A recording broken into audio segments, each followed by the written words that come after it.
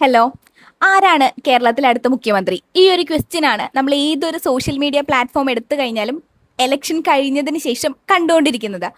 അപ്പോൾ ഈ ഒരു ലിസ്റ്റിലുള്ളത് V D. Satheesan, Ramesh Chennithala and K C. വേണുഗോപാലാണ്. അപ്പോൾ ഈ ഒരു മൂന്ന് പേരിൽ ആർക്കായിരിക്കും കൂടുതൽ ചാൻസ്, അല്ലെങ്കിൽ ആർക്കാണ് കൂടുതൽ മുൻഗണന കൊടുക്കേണ്ടത്? നമുക്ക് എന്തായാലും വീഡിയോയിലോട്ട് കിടക്കാം. സംഭവം എന്താണെന്ന് വെച്ച് കഴിഞ്ഞാൽ വി.ഡി. സതീശിനെ പറ്റി പറയുകയാണെങ്കിൽ ഒരു പരാജയത്തോടു കൂടി 1996 കോൺഗ്രസ് പാർട്ടിയിലേക്കുള്ള വി.ഡി. സതീശന്റെ ഒരു മുന്നേറ്റം എന്ന് പറയുന്നത്. എന്നാൽ അതിനുശേഷം പുള്ളി തൊട്ടതെല്ലാം പൊന്നാക്കുന്ന പോലെ ഓരോ ഇലക്ഷനുകളാണെങ്കിലും ഓരോരോ സ്ഥാനങ്ങളാണെങ്കിലും പുള്ളി നല്ല രീതിക്ക് തന്നെ ഡീൽ ചെയ്ത് വന്നിട്ടുണ്ടായിരുന്നു. പുള്ളീനെ സംബന്ധിച്ചിടത്തോളം പ്രവൃത്തി പരിചയം എന്നതിനേക്കാൾ ഉപരി ജനങ്ങളുടെ ഇടയിലോട്ട് ഇറങ്ങി വന്ന് ജനങ്ങൾക്ക് വേണ്ടി പ്രവർത്തിക്കുന്ന ഒരു നേതാവായി തന്നെ ജനങ്ങളാളെ കൺസിഡർ ചെയ്തിട്ടുണ്ടായിരുന്നു. അതുകൊണ്ട് തന്നെയാണ് ഈ പറയുന്ന ജനങ്ങൾക്കിടയിൽ, അതായത് ജനപിന്തുണ ഏറ്റവും കൂടുതലുള്ള ഒരു നേതാവായി തന്നെ ഈ മൂന്ന് പേരിലും നമുക്ക് വി.ഡി. സതീശനെ തന്നെ കൺസിഡർ ചെയ്യാനായിട്ട് പറ്റുന്നത്. പിന്നീട് നമ്മൾ പറയുകയാണെങ്കിൽ രമേശ് ചെന്നിത്തല, അതായത് എക്സ്പീരിയൻസ് കൊണ്ട് ആളുടെ മുന്നത്തെ പ്രവൃത്തി പരിചയം കൊണ്ടാണെങ്കിലും ഇത്രയും എക്സ്പീരിയൻസ് ഉള്ള ഒരാളെ നമുക്ക് കണ്ടുകിട്ടാൻ കോൺഗ്രസ്സിൽ ഇച്ചിരി ബുദ്ധിമുട്ടാണ്. എന്നാൽ പുള്ളിയുടെ പാരമ്പര്യമായിട്ടുള്ളതാണെങ്കിലും അല്ലെങ്കിൽ തന്നെ പുള്ളിയുടെ പ്രവൃത്തി പരിചയമാണെങ്കിലും എല്ലാം ഓക്കെയാണ്.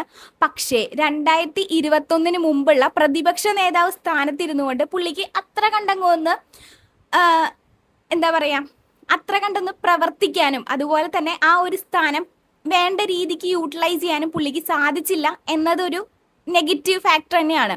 ഇനി കെ.സി. വേണുഗോപാലിലോട്ട് കടക്കുകയാണെങ്കിൽ പുള്ളി ഇവിടെ അതായത് കേരളത്തിനകത്ത് അത്ര കണ്ടങ്ങ് ആക്റ്റീവ് ആയിട്ടില്ലെങ്കിലും പുള്ളി അങ്ങ് നമ്മൾ ഡൽഹിയിലോട്ട് പോകുമ്പോഴാണെങ്കിലും അവിടെ കംപ്ലീറ്റ്ലി ഓൾ ഇൻ ഓൾ ആയിട്ട് നിൽക്കുന്ന ഒരാൾ തന്നെയാണ് ഈ പറയുന്ന കെ.സി. വേണുഗോപാൽ. അപ്പോൾ നമ്മൾ മൂന്ന് പേരെ എടുത്ത് നോക്കുകയാണെങ്കിൽ മൂന്ന് പേരും മൂന്ന് തലങ്ങളിലാണ് അത്ര അധികം ഇമ്പോർട്ടൻ്റ് ആയിട്ട് നിൽക്കുന്നത്.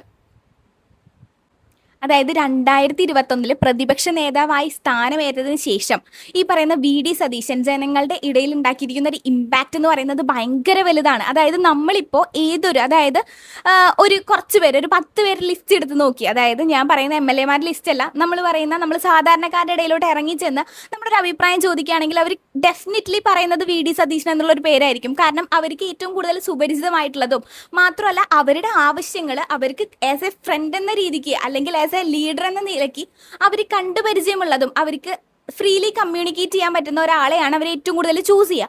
അപ്പോൾ ആ ഒരു നിലയിലോട്ട് വരുന്നത് വി.ഡി. സതീശൻ തന്നെയാണ്. കാരണം എന്താണെന്ന് വെച്ച് കഴിഞ്ഞാൽ ഇന്നത്തെ കാലം, അതായത് സോഷ്യൽ മീഡിയ ആണ് ഇവിടെ ഏറ്റവും കൂടുതൽ ഇമ്പോർട്ടൻസ് വരുന്നൊരു കാലഘട്ടമാണ്. അപ്പോൾ ഈ ഒരു സമയത്ത് സോഷ്യൽ മീഡിയയിലുള്ള ജനങ്ങൾ, അതായത് യുവതലമുറകളെ പ്രത്യേകമായി അട്രാക്ട് ചെയ്തിട്ടുള്ളത് വി.ഡി. സതീശൻ തന്നെയാണ്. മാത്രമല്ല നമ്മൾ കെ.സി. വേണുഗോപാലിൻ്റെ അടുത്ത് കാര്യം എടുത്ത് നോക്കുകയാണെങ്കിൽ AICCന്റെ ജനറൽ സെക്രട്ടറിയാണ് പുള്ളി. അപ്പോൾ ആ ഒരു കാര്യത്തിൽ വെച്ച് നോക്കുമ്പോഴാണെങ്കിലും ഹൈക്കമാൻഡിന് കെ.സി. വേണുഗോപാലിനെ ഒഴിവാക്കാനും സാധിക്കാത്ത ഒരു അവസ്ഥയിലാണ് നിൽക്കുന്നത്. അതായത് ഈ ഒരു ക്ലാഷ് നിലനിൽക്കുന്ന സമയത്ത് നമുക്ക് വേണമെങ്കിൽ രമേശ് ചെന്നിത്തലയെ പറയാം. പക്ഷേ അതായത് പുള്ളിയുടെ ഒരു പ്രവൃത്തി പരിചയം വെച്ച് നോക്കുകയാണെങ്കിൽ 28ാം വയസ്സിൽ റൂറൽ ഡെവലപ്മെന്റ് മന്ത്രിയായിട്ട് പുള്ളി, അതായത് ആ ഒരു ടൈമിലെ കരുണാകരന്റെ ടൈമിലെ ഏറ്റവും ചെറിയൊരു മന്ത്രിയായിരുന്നു പുള്ളി. അപ്പോൾ ഈ ഒരു കാര്യങ്ങൾ, അതായത് മൂവരുടെയും പ്രവൃത്തി പരിചയവും അതുപോലെ തന്നെ മൂവരുടെയും ഇൻവോൾവ്മെന്റും വെച്ച് നോക്കുകയാണെങ്കിൽ മൂവരും ഒന്നാം സ്ഥാനത്ത് തന്നെയാണ് നിൽക്കുന്നത്. പക്ഷെ അവിടെ കുറച്ചുകൂടി ഇമ്പോർട്ടൻസ് വരുന്നത് വി.ഡി. സതീശന് തന്നെയാണ്. കാരണം നമ്മൾ കെ.സി. വേണുഗോപാൽ എന്നുള്ള ഒരാളെ നമ്മൾ കൺസിഡർ ചെയ്യുമ്പോൾ അവിടെ രണ്ട് തരത്തിൽ നമുക്ക് ബൈ ഇലക്ഷൻ വേണ്ടി വരും. MLA ആണെങ്കിലും അതുപോലെ തന്നെ MP ആണെങ്കിലും ഈ ഒരു രീതിയിലോട്ട്, അതായത് അതിൻ്റെ വിശദമായിട്ടുള്ള വീഡിയോ വേണമെങ്കിൽ ഞാൻ അതും കൂടെ ചെയ്യാം.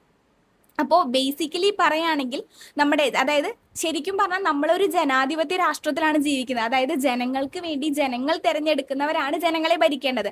ഇവിടെ ജനങ്ങളുടെ സ്വന്തം ഇഷ്ടപ്രകാരം തിരഞ്ഞെടുത്തിരിക്കുന്ന ഒരു വ്യക്തി എന്ന് പറയുന്നത് വി.ഡി. സതീശനാണ്.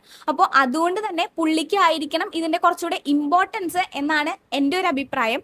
അപ്പോൾ എല്ലാവരുടെയും അഭിപ്രായം കമൻറ്റ് സെക്ഷനിൽ രേഖപ്പെടുത്തിക്കോളൂ. അപ്പോൾ എനിവേ, കൂൾ ഗുരു, ശുക്രിയ.